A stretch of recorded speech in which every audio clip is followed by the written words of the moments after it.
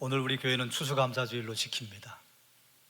추수감사주일을 하나님 앞에 예배하기 위해서 오신 여러분, 주님의 이름으로 환영하고 축복합니다. 잘 오셨습니다.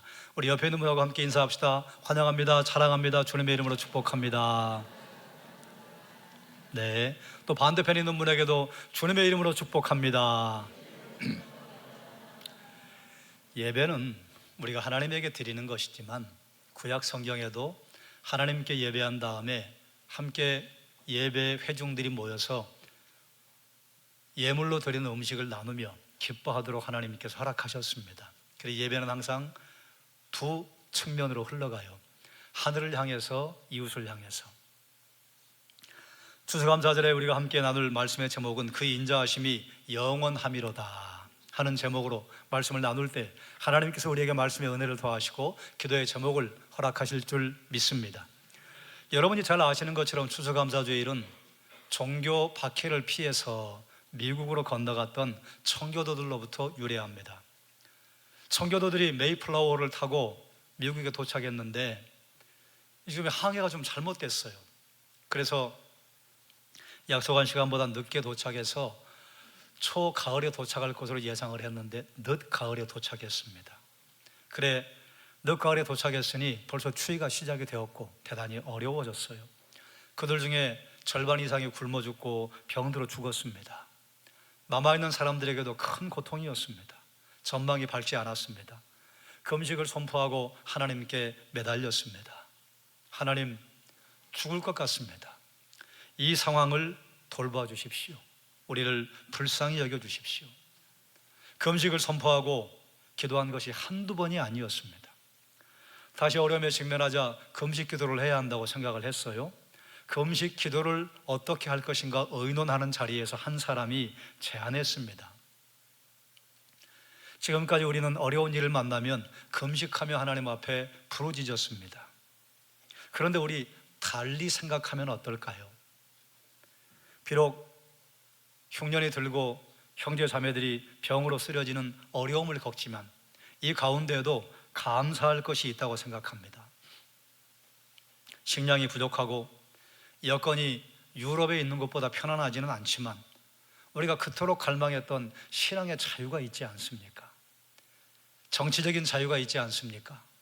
그리고 우리 앞에는 광활한 땅이 무한하게 펼쳐져 있습니다. 그 음식 대신에 감사의 기간을 정하고 하나님께 감사를 드리는 것은 어떨까요? 그의 제안이 사람들에게 감동을 주었습니다. 그 음식 대신 감사의 주간을 선포하고 하나님 앞에 감사한 것이 추수감사절의 유래입니다. 우리나라는 선교사들이 와서 1904년부터 추수감사주의를 지키기 시작했고 우리 교회는 11월 셋째 주일날 추수감사주일이 우리의 절기와는 좀 맞지 않는다 결정을 하고 추석이 지난 둘째 주나 셋째 주일 우리가 항상 추수감사주일을 하나님 앞에 지킵니다. 추수감사절은 하나님의 도우심과 하나님이 우리에게 주신 선물에 감사하는 절기입니다. 씨를 뿌리고 가꾸는 것은 사람이지만 열매를 맺게 하시는 분은 하나님이시라. 풍성한 수확을 하나님께 감사하는 절기입니다. 여기 계신 분들 가운데 농사 짓는 분은 거의 안 계시죠. 뭐 한두 분.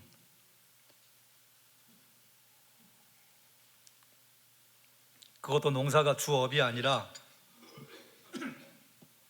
뭐 주말 농장처럼 여러분이 가지고 있는 그 농장이나 멀리 있는 밭에 거기에 이제 농작물을 심고 그리고 이제 돌보는 것 아니에요. 우리는 농사를 짓지는 않습니다만 어느 계절보다 가을에 풍성함을 누리고 살아갑니다. 그 어느 계절보다 오곡이 풍성하고 그리고 백과가 풍성한 계절을 보내고 있어요. 그래 우리가 추수하며 살아가는 것은 아니지만 가을에 하나님께서 우리가 허락하신 그 은혜가 감사해서 풍성한 은혜에 특별하게 감사하는 절기입니다. 자, 그러면 우리가 시편 선포를 통해서 어떤 감사를 할 것인가, 어떤 감사가 있는가 함께 살펴보려고 합니다. 먼저 함께 따라하죠. 우리에게 기업을 주셨기에 감사합니다. 21절 함께 읽겠습니다. 그들의 땅을 기업으로 주신 이에게 감사하라. 그 인자하심이 영원함이로다. 아멘. 하나님께서는 이스라엘에게 아모리와 바산의 땅을, 옥의 땅을 허락을 하셨습니다. 이방 민족이 차지하고 살던 땅을 그들에게 허락을 하셨어요.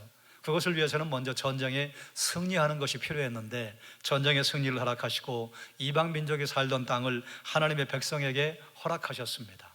그것은 하나님이 통치하시는 땅이 늘었다는 것을 의미하고 하나님에게 예배하는 백성들이 사는 땅이 늘었다는 것을 의미하고, 이것은 달리 말하면 하나님 나라가 확장되었다고 하는 것을 의미합니다.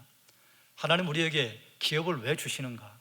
내가 밟고 서 있는 그 땅을 하나님의 나라로 삼으라는 하나님의 명령이요 사명이요 특권입니다. 2차 세계대전에 프랑스가 독일 군대에게 대패했습니다. 그래, 프랑스 군대를 돕기 위해서 영국에서 건너간 군인들이 피신을 해야 할 위험에 처했습니다. 다시 영국으로 돌아가기 위해서 도보 해협에 도착을 했는데 도간에 든 쥐예요. 세계 전쟁사를 보면 있을 수 없는 일들이 몇 번 일어납니다. 그래서 무슨 전쟁을 잘해서 이기는 게 아니라 너무 어이없게 너무 당황스럽게 전쟁에 이기고 전쟁에 승리하는 역사가 있어요.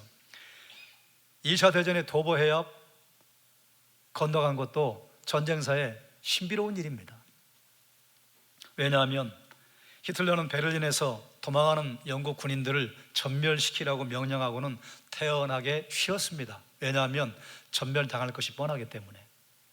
그때 영국의 조지 6세 국왕이 하나님 앞에 기도합니다. 어떻게 하든지 영국 군대를 건져 주십시오. 그리고 영국 군대를 건져 주시라고 우리 기도합시다. 그래, 기도의 날을 선포합니다. 기도의 날을 선포하고 영국 국민들이 하나님 앞에 간절하게 기도합니다. 그런데 기도한 후에 기적이 일어났어요. 맑았던 날씨였는데 영국군, 독일군 양쪽에 날씨가 너무 달리 전개가 된 거예요. 독일군 쪽에는 큰 폭풍우가 일어나서 비행기가 한도도 뜰 수 없었습니다. 엄청난 폭우가 내려서 탱크가 한 대도 진격할 수가 없었습니다. 그런데 신기하게도 도보 해협 양쪽은 햇볕은 쨍쨍, 모래알은 반짝, 바다도 바람이 불지 않아 잔잔해서 29만의 군대를 신속히 영국으로 이송했습니다. 그리고 전열을 정비한 다음에 다시 도보 해협을 건너서 유럽으로 진격해서 2차 대전을 마무리합니다. 우리를 승리하게 하시는 하나님의 인자하심이 영원한 것입니다. 사랑하는 여러분, 하나님께서는 우리에게 일터와 사업장을 기업으로 주셨습니다. 하나님이 그곳에서 우리에게 승리를 주시고 앞으로도 그렇게 하실 줄 믿습니다. 그 기업을 왜 주셨는가?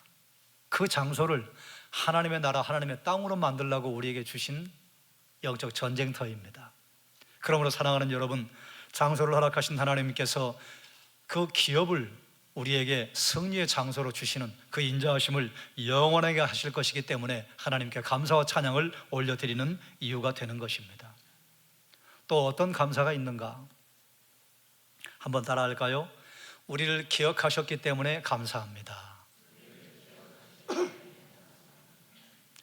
앞에 수식어가 붙어요.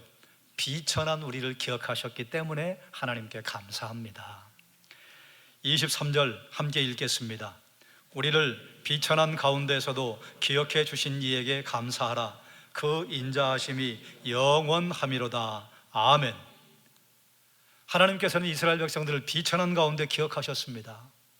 애굽에 종으로 살던, 노예로 살던 그들을 부르셔서 하나님께서 해방해 주셨어요.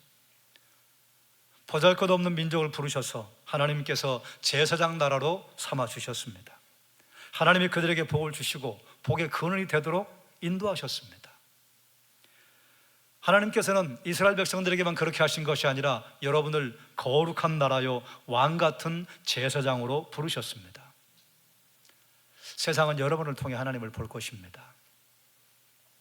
하나님께서는 여러분이 하나님 앞에 기도하는 그 기도와 축복을 통해서 이 세상에 복을 주실 것이고, 믿는 자들을 축복하는 그 축복, 그곳에 하나님의 복을 더하시고, 믿는 자들에게, 저주하는 자들에게 하나님께서 대적이 되시는 일을 허락을 하실 것입니다. 예수님께서 부활하셨을 때 가장 먼저 부활하는 모습을 보여준 대상이 막달라 마리아입니다. 많은 제자들이 있었습니다. 제자하면 떠오르는 1번 베드로, 2번과 3번, 우열을 가늠할 수 없는 요한과 야고보, 그리고 12명의 제자가 있었음에도 불구하고 여인에게 먼저 나타나셨어요. 당시의 여인의 증언은 법정에서도 효력이 없었습니다.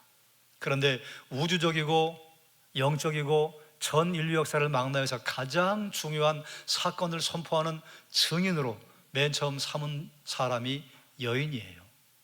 물론 새벽 미명에 가장 먼저 무덤에 간 사람이 막달라 마리아이기 때문에 그에게 보여주셨겠지요. 그런데 여러 가지 해석 가운데 또 이런 해석도 있습니다.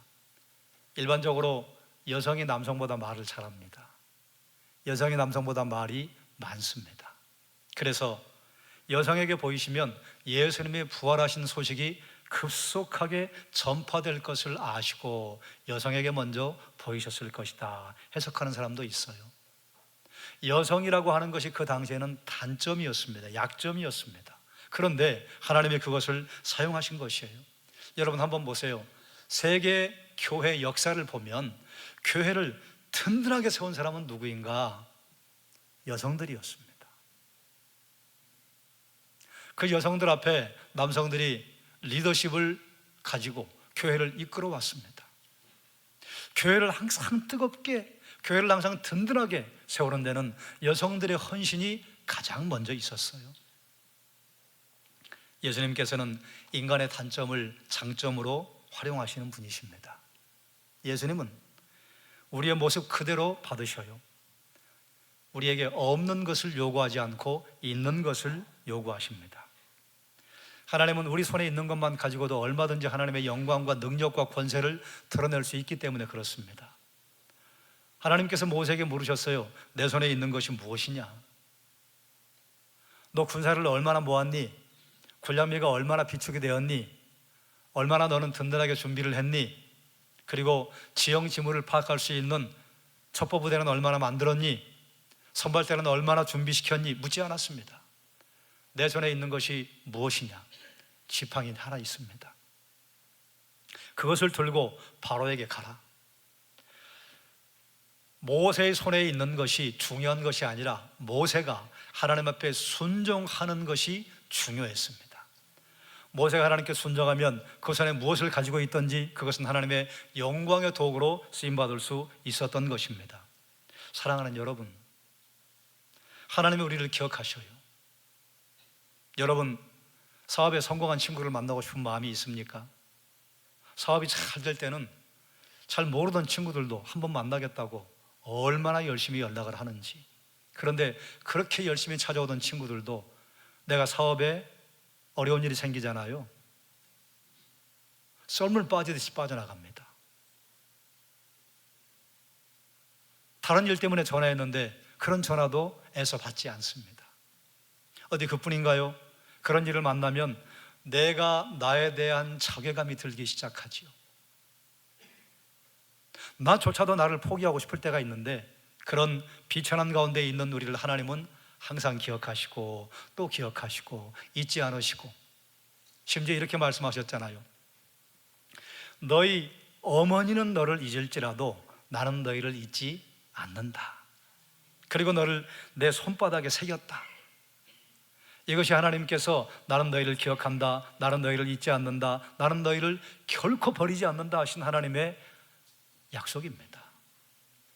비천한 가운데 우리가 처할지라도 하나님 우리를 기억하셨기 때문에 다시 일어나게 하시고 다시 세워주시고 다시 주님 앞에 우리를 불러주시는 것, 이 인자하심이 영원하기에 하나님께 감사의 이유가 되는 것입니다. 또 어떤 감사가 있습니까? 한번 따라하죠. 대적에게서 건지셨기에 감사합니다. 24절은 이렇게 선포합니다. 우리를 우리의 대적에게서 건지신 이에게 감사하라. 그 인자하심이 영원함이로다. 아멘. 하나님께서는 이스라엘의 대적으로부터 이스라엘을 건지셨지요. 애굽이, 아모리가, 바산이, 오기, 가나안의 7 족속이, 그리고 사사시대에 주변에 있었던 수많은 나라들이 이스라엘을 괴롭힐 때 하나님께서 그들을 구하시고 건져주셨습니다. 이처럼 하나님께서는 우리의 대적을 하나님이 친히 대적하시고 우리와 함께 하시고 우리가 무너지지 않도록 지켜주시는 것이에요. 지금 여기서 우리가 예배할 수 있는 것은 하나님이 우리를 지키시고 보호하시고 인도하셨기 때문입니다.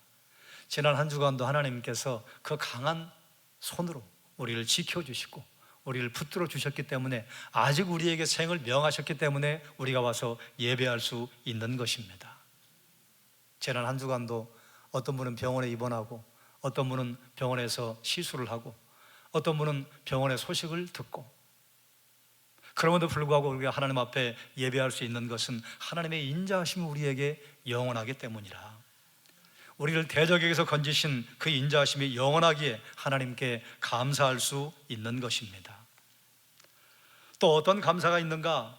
한번 따라하죠. 우리에게 먹을 것을 주시기에 감사합니다. 25절 이렇게 선포합니다. 모든 육체에게 먹을 것을 주신 이에게 감사하라. 그 인자하심이 영원함이로다. 아멘. 하나님 믿는 자에게만 먹을 것을 주시는 것이 아니라 믿지 않는 자에게도 먹을 것을 주셔요. 하나님은 의인에게 뿐만 아니라 악인에게도 햇빛을 주시고 비를 주시고 바람을 주셔요. 하나님의 일반 은총 때문에 하나님을 모르는 자들도 이 땅에서 생명을 잃지 않고 살게 하셨습니다. 이것이 하나님의 인자하심이에요. 사랑하는 여러분, 태초에 하나님의 천지를 창조하시니라. 그 하나님께서 아들을 우리에게 보내셔서 누구든지 그를 믿는 자에게는 멸망하지 않고 영생을 얻게 하시는 은혜를 허락하셨습니다. 자, 이것이 하나님이 허락하신 진리이고 이것이 이 세상의 영적 원리라고 한다면, 하나님을 대적하는 이들에게 하나님께서는 비를 내려주고 싶을까요? 바람을 주고 싶으실까요? 햇볕을 똑같이 주고 싶으실까요? 그러지 않으실 거예요. 그럼에도 불구하고 하나님의 인자하심이 영원하신 것은 이 땅에 하나님의 형상으로 지음받아 예수를 믿는 사람이나 믿지 않는 사람이나 동일하게 하나님의 일반 은총 아래 살게 하시는 것입니다. 올 한 해 하나님께서 우리에게 먹거리를 주셔서 우리를 길러주셨습니다. 이 땅에서 먹는 것이 우리에게는 뭐 그렇게 감동이 되지 않을 수 있어요. 그런데 우리가 내일 뭘 먹지? 먹을 것이 없어서 하나님 앞에 그것이 기도의 제목이 되지 않는 것만으로도 우리는 굶어 죽는 그 수많은 사람들의 숫자에 들어가지 않습니다. 내일 먹거리가 있네 없네가 아니라 뭘 골라 먹을까? 돈가스를 먹을까? 스테이크를 먹을까? 아니면 두부 전골을 먹을까? 이 고민을 하는 것만으로도 우리는 지구상에서 먹거리 때문에 고생하지 않는 수많은 사람들의 숫자에 들어가지 않습니다.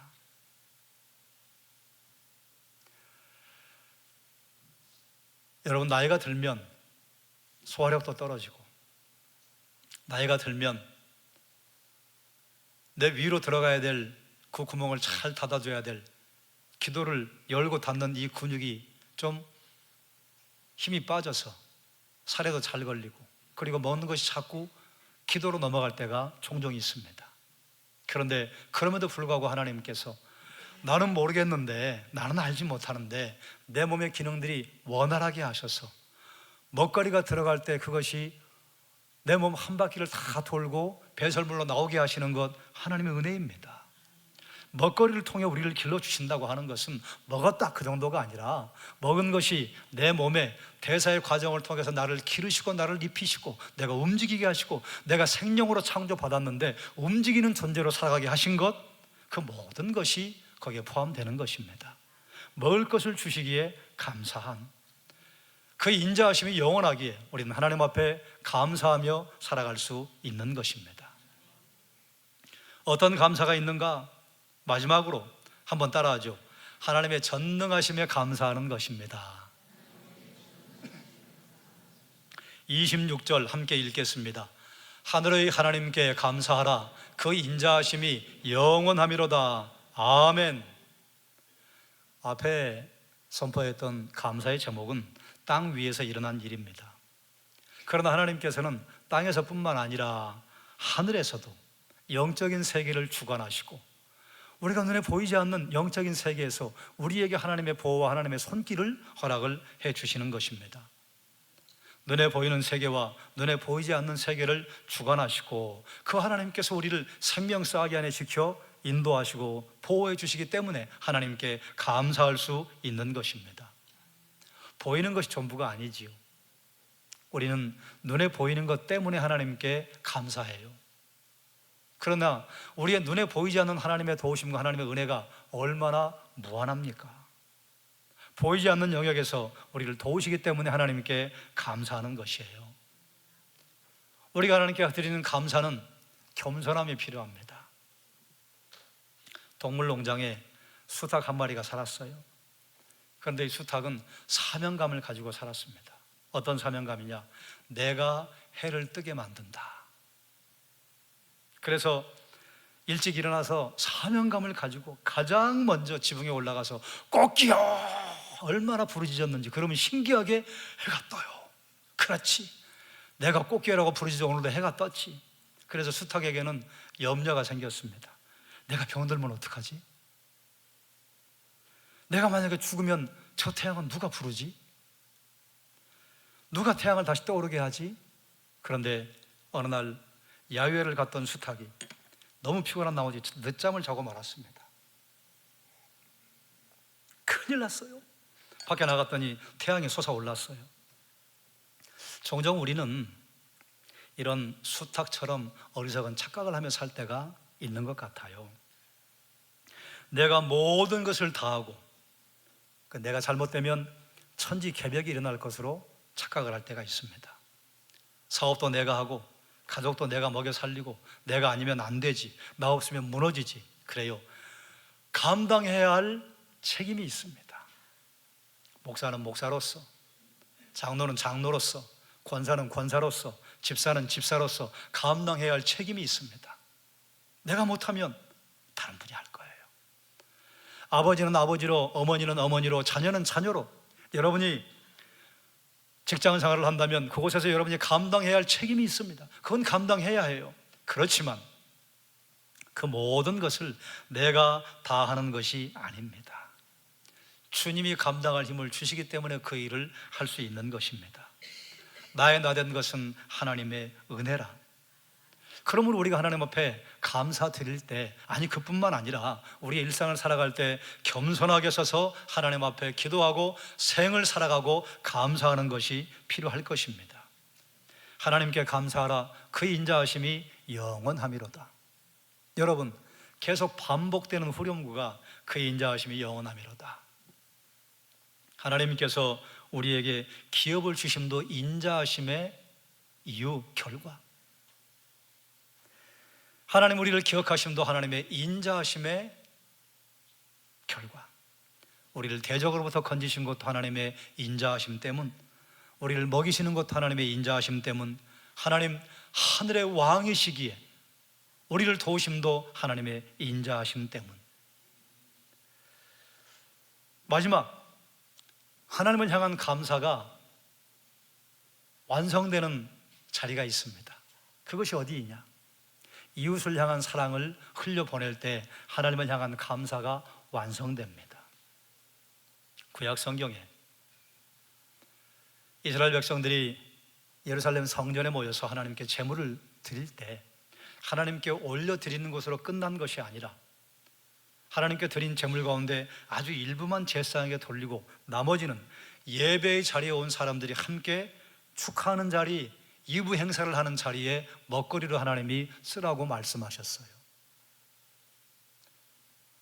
번제 외에는 그 외 모든 하나님께 드리는 제물은 하나님 앞에 예배하기에 모인 성도들이 함께 모여서 기뻐하는 자리였어요. 그리고 하나님 특별히 말씀하시죠. 너희가 하나님께 제물을 드리고 그 제물을 함께 나누는 자리에 레위인과 객과 고아와 과부를 생각해라. 그들을 초청해라. 그래서 그들과 함께 그 기쁨을 나누라고 하는 것이 모든 절기와 예배에 하나님께서 부탁하시고 선포하신 명령입니다. 하나님을 향한 감사는 언제 완성이 되는가? 이웃을 향해 흘러갈 때 그 감사는 완성이 되는 것입니다. 하나님 너에게 베푸신 은혜를 이웃과 함께 나누며 하나님의 기쁨을 함께 누릴 때에 하나님을 향한 감사가 완성되는 것입니다. 이것을 야고보 사도는 이렇게 말했습니다. 행함이 없는 믿음은 죽은 것이라. 하나님에게 나를 내어드리고 영광의 도구로 쓰임받으며 이웃을 돌보지 않을 때 그것은 믿음 아니다. 심지어 섬뜩한 선포를 하잖아요. 그 죽은 믿음입니다. 그러므로 이 감사의 절기에 여러분 때문에 덕보는 사람이 있어야 합니다. 이 감사의 절기에 여러분 주변에 여러분 때문에 예수 그리스도의 이름으로 덕보는 사람이 있어야 합니다. 여러분, 그 덕보는 것에 가장 중요하게 우리가 지금 기도하고 있는 것, 생명을 다른 사람들에게 전달해 주는 것, 목장의 아름다운 동행을 하나님 앞에 작정하고, 그리고 내가 누리는 생명, 내가 이처럼 감사하게 살 수밖에 없는 그 귀한 능력을 주신 하나님의 사랑을 이웃들에게 전하는 것, 그때에 우리의 감사는 완전하게 완성이 되는 것입니다. 감사할 이유가 무엇입니까? 하나님께서 기업을 주신 것 때문입니다. 하나님께서 비천한 우리를 기억하신 것 때문입니다. 하나님께서 우리의 대적에게서 우리를 건지셨기 때문이요, 하나님께서 모든 육체를 먹이셨기 때문에 그것이 감사의 제목이요, 그뿐만 아니라 하늘의 하나님께 감사하라. 그 인자하심이 영원함이로다. 하나님께서 하늘에 계신다고 하는 것은 그분이 창조주이시다, 그분이 전능한 하나님이시다 하는 표현이에요. 하나님이 우주의 왕이시기 때문에 그것만으로도 우리에게 감사할 이유가 되는 것입니다. 나의 나된 것은 하나님의 은혜라. 그러므로 하나님께 감사하라. 그 인자하심이 영원함이로다. 우리를 향한 하나님의 감사는, 우리가 하나님께 드리는 감사는 이웃에게 흘려보낼 때 그 감사가 완전하게 이루어지는 것입니다. 그러므로 하나님을 향한 감사, 이웃에게 여러분의 사랑과 여러분의 정성을 흘려보내 여러분 주변에 있는 사람들이 여러분 때문에 생명의 덕을 보고, 그리고 물질의 덕을 보고, 그리고 실질적인 덕을 볼 때에 그때 감사제가 온전하게 이루어지는 것입니다. 하나님 앞에 그 인자하심이 영원함을 깨닫고 온전한 감사, 온전한 구제, 온전한 이웃사랑을 흘려보내기를 주님의 이름으로 축원합니다. 기도하겠습니다.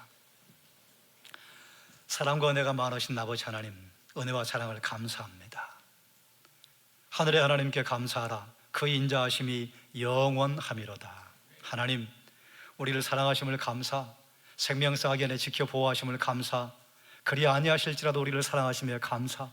하나님, 감사 주일에 함께 모여서 예배할 수 있게 하심 감사.